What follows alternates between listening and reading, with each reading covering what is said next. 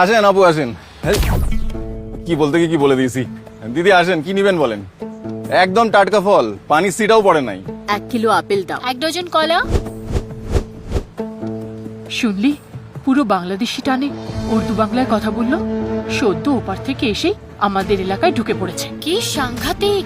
সেদিন খবরে শুনলাম প্রায় 1.5 কোটি অনুপ্রবেশকারী নকল পরিচয়পত্র বানিয়ে রাজ্যে থাকছে। খুব ভয় করে জানো, চারিদিকে মেয়েদের সাথে যা ঘটছে। ঠিক বলেছ বৌমা, এই অবৈধ অনুপ্রবেশকারীরা মহামারীর মতো ছড়িয়ে পড়েছে গোটা পশ্চিমবঙ্গে। এর কি কোনো প্রতিকার নেই? প্রতিকার আমাদের হাতেই। রাজ্যের প্রতিটি নাগরিককে হতে হবে সোচ্চার, অবৈধ ভোটারদের করতে হবে বিতাড়িত। তবেই রাজ্যের আসল বাঙালিদের অধিকার থাকবে সুরক্ষিত, আর বাংলা হবে অপরাধ মুক্ত। বাংলা জুড়ে দাবি সবার, স্বচ্ছ ভোটে গড়বে সরকার।